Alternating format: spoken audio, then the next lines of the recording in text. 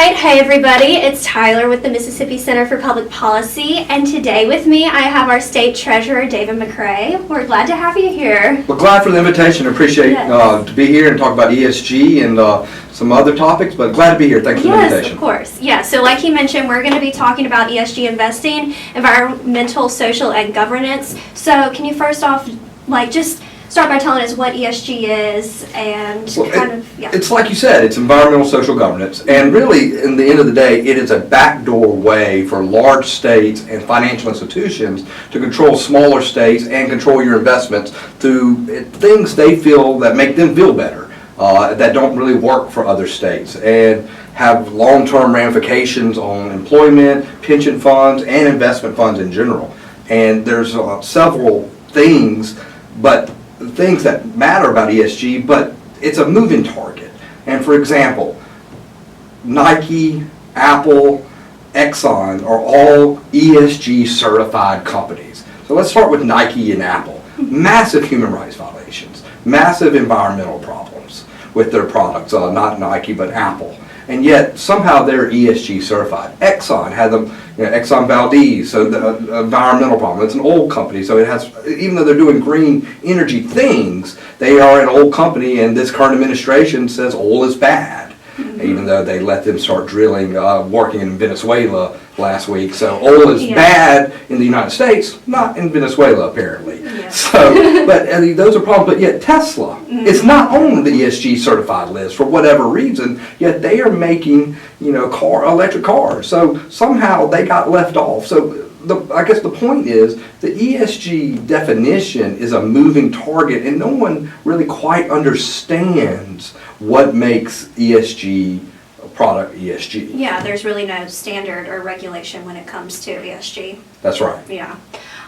So can you talk about a little bit how companies, I guess, are invested into ESG, differences between the private sector and the public sector? So I'm going to use BlackRock as an example. Yeah. That's Larry Fink, the CEO. He's kind of the head guy right now saying the most about ESG. Now all these hedge funds and private equity groups, and they have ESG funds, but he's kind of the guy at the forefront. So you're going to hear me mention his name in BlackRock a lot. So what they have done is this all kind of started with coal up in West Virginia, and BlackRock and banks got together and said they wouldn't start giving money to the coal companies to mine coal.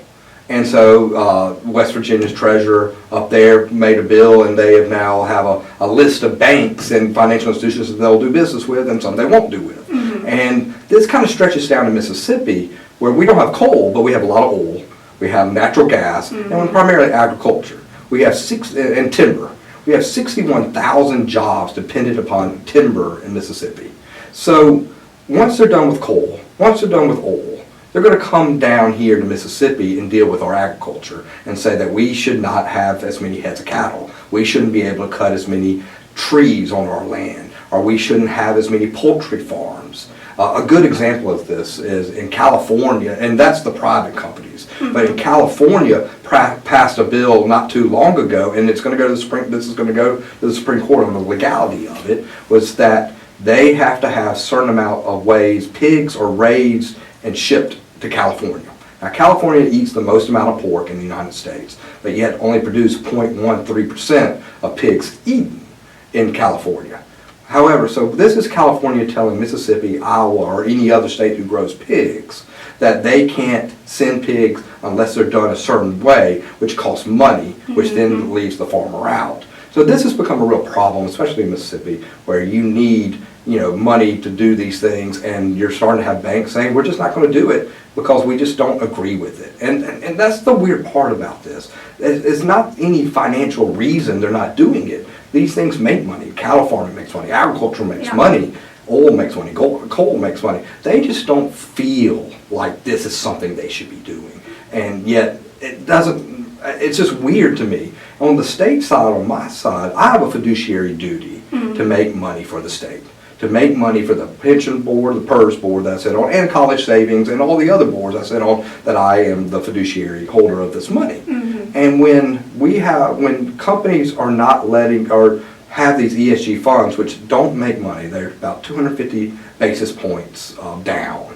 And companies like BlackRock have seen this hurt their revenue, their bottom line. BlackRock's had the lowest amount of profits they've had in years because of these ESG funds. So when it comes time for our pension board or our college savings board to be invested in these companies, we got to make sure we're in the best financial footing possible, and these ESG funds just don't do that. Yeah, you mentioned BlackRock having they've just dropped. So you don't think that people that are investing into ESG, even though they feel good and they think that they're doing the right thing, they really financially, it's pretty much hurting them? It does. Yeah. It does hurt them. And a lot of people don't even know they're in these funds until they go. Because a lot of investors invest in these funds, and it's a large swath of funds that they invest in. And BlackRock is kind of just sliding those in with other things. And now they see their portfolio, their pension fund, the 401k is less because they have this stuff in there. I wrote a letter to the PERS board here to divest away from BlackRock, and PERS does not have BlackRock funds, and neither does the Treasury in our investments. So that's something I'm happy about, and we don't have to worry about that here in Mississippi. But the ESG stuff, I mean, it just doesn't make money right now, and it's and the thing is, I mean, I guess it's very important to say, I love the environment. I'm an outdoorsman. I'm a Boy Scout. Yes. My children love the outdoors. It's not against the environment. It's against the fact that these funds don't make money. And when I'm on the pension board, and when some woman or man who's been a teacher for their lives depends on PERS, and PERS isn't doing their fiduciary duty and making the money because they're in ESG, then we got a legit problem.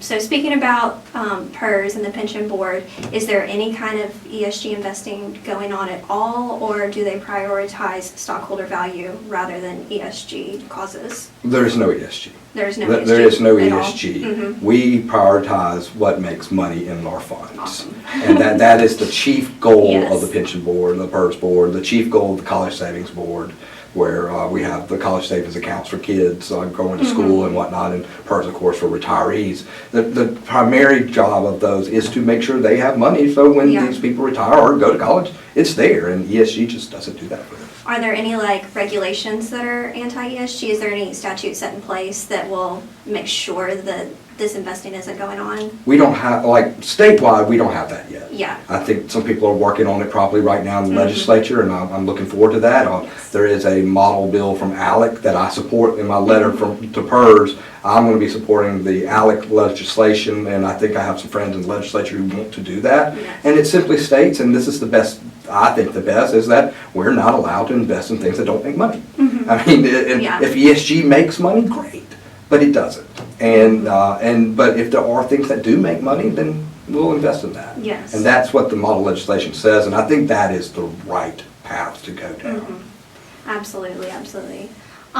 Do you see any other problems going on in the state regarding ESG investing, not just the pension board and PERS? Are there any other problems that you see? Well, I think it's possible that this could come down the line. Yeah. Like I said earlier, right now they're concentrated on oil and coal. Yeah. And obviously natural gas, and we have natural gas resources here in Mississippi. It's a big business for us.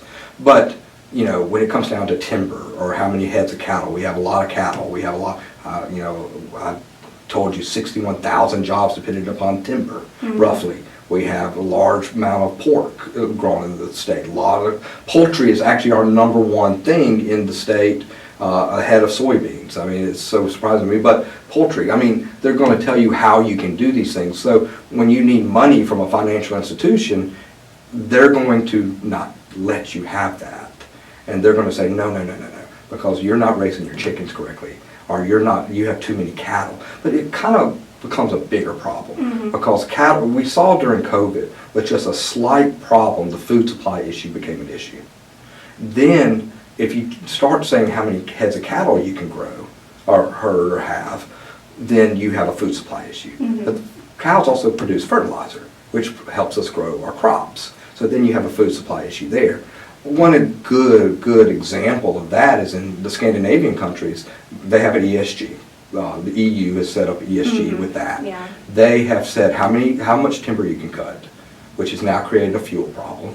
They've also said how many heads of cattle you can have, which has created a food problem. So this has become a real problem, and I don't want this to come down to Mississippi. And since I've been in office, I've really been very active in this and very wanting to make sure that Mississippi is protected from these institutions. Yeah, and I bet these people who are making all these rules aren't even experts on the topics at all when it comes to cattle or timber, things like this. No, they're not, and that's the funny thing. They're really not. Yeah. I mean, they're California and New Yorkers and financial banks that probably never stepped foot once in Mississippi to begin with, and think a cow is something that comes from the grocery store. Wall Street over Main Street. Oh, exactly, Yes. exactly, and that's a problem. It's like I said at the beginning. It's a couple states and financial institutions that want to tell the rest of the country how it should be, and that's that. I mean, it's their way or the highway, and it just doesn't work for us here in Mississippi. Yes, I agree. Do you have any solutions, plans moving forward to try to tackle this topic to make sure that it doesn't come down to Mississippi from other places? Well, like I said, I'm really pushing the ALEC legislation. Yes. I'm pushing the legislature to do that. I think that is one of the best solutions possible. But there's also one interesting aspect to this. We at the Treasury get a lot of proxy votes. Since we have lots of votes on boards and whatnot, I think what would be a great idea, there's about 27 conservative treasurers and comptrollers, what they call some treasurers in some states. If we made a coalition and we put all of our proxy votes together, we would force companies to make sure that ESG is done the right way, that it actually makes money, and it's not forcing these things down our throats. And Mississippi is a small state, we're just 3 million people, so our little proxy votes matter somewhat, but not really. Yeah. But if you put us with Texas, Louisiana, Tennessee, Florida, and not even all 28 of them, you just put 20 of us together and vote one way, these boards would have no choice but to really acknowledge us. And I think that is something I'm really going to start working on in the new year. I think it's a great way to move forwards, in strength in numbers, so to speak. I mean, for the first time, we have so many conservative treasurers and fiscal officers in these states. So, I mean, I was actually reading about Florida and Governor DeSantis and how they kind of passed sort of an anti-ESG bill regarding proxy voting. I love what they did with it. So. Yeah, and I'm curious to see if we have something pop up. I have not heard of anything popping up. And I believe Florida just divested away from BlackRock a couple billion. And one interesting fact about them and getting away from billions in their pension fund is New York comptroller holds about $42 billion in their pension fund, and he or they have said they don't care if they're invested in ESG. They're fine with losing money.